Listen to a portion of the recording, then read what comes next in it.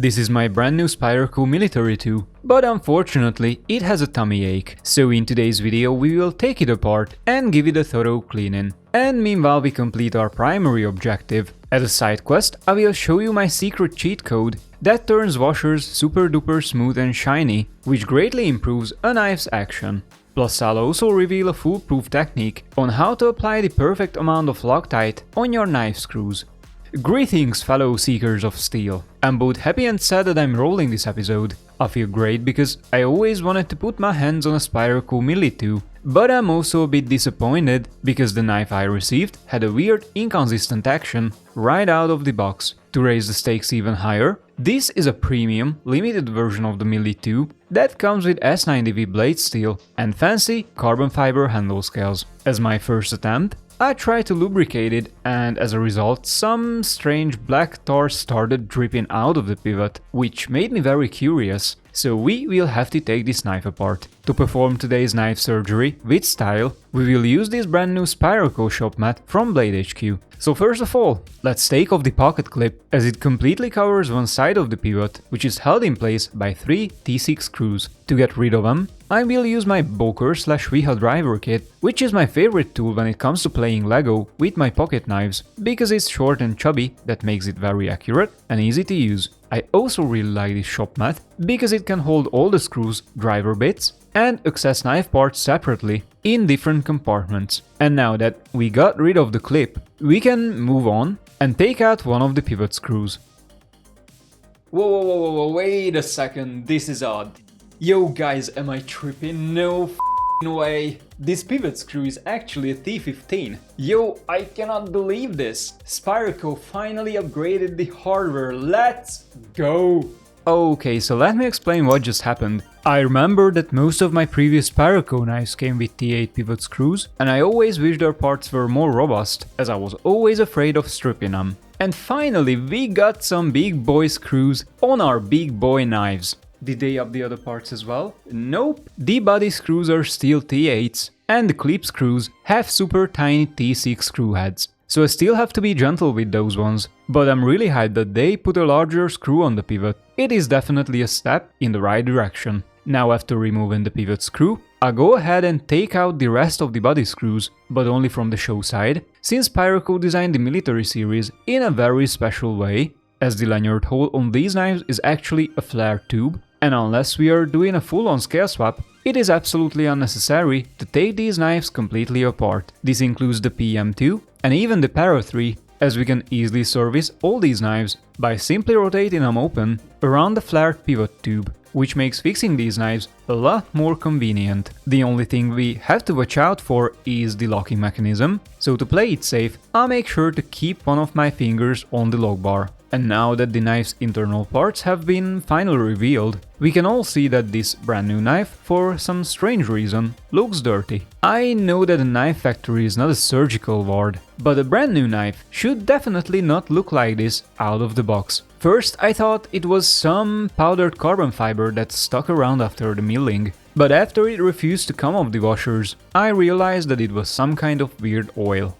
So I grabbed some Ballistol, which is great for cleaning knives, guns and equipment in general, and it also comes in handy if you have a clumsy girlfriend. Not kidding. This stuff is antibacterial, so it can clean scars, it's also food safe, and even though S90V doesn't need it, Ballistol also helps against corrosion. Using this magic stuff, I could finally clean everything, including both of the washers, the blade and the liners alike. And I also deployed some Q-tips to reach all the corners from said girlfriend's makeup kit, because let's be honest, knives deserve some spa time too.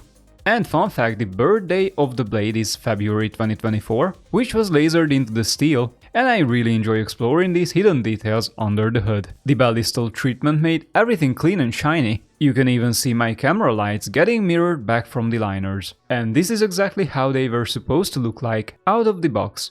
So now we are technically ready to reassemble the knife, but first I need to show you my secret way of polishing up the washers, because these two weird looking phosphor bronze circles definitely need more attention. To make them look better, I usually use a piece of leather, such as this pocket strap from Skirper, the same thing that I also use for sharpening. This small move might come across insignificant, but it genuinely improves the knife's action in a big way. Just look how shiny this washer has become. And this shine will translate into smoothness when we open and close our knife. Putting all these parts back together is pretty straightforward, and I cannot really mess it up, as I have only one specific way to reinsert this D-shaped pivot, but please pay attention to insert one of the phosphor bronze washers at this point, because the pivot has to keep it in place. To capture these pieces, I will now carefully reinsert and tighten the clip side screw, but I won't tighten it all the way until the knife is not completely reassembled, and I will tell you in a bit why. But first I need to quickly add some pivot lube,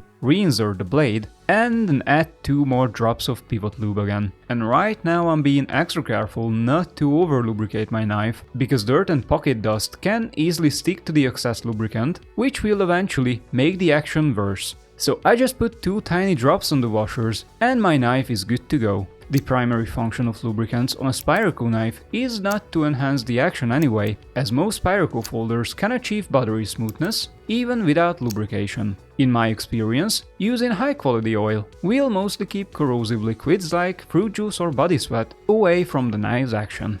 And now, I need to find the right angle to snap the scales back onto the spacer and the pivot, meanwhile keeping my finger on the lock bar, so everything could just find its own place. And this part requires some patience and dexterity in your hand, as Spyderco pocket knives are highly precise and delicate tools, so they can't be just forced back together. Everything has to be perfectly aligned, but with time and experience, their reassembly becomes pretty easy.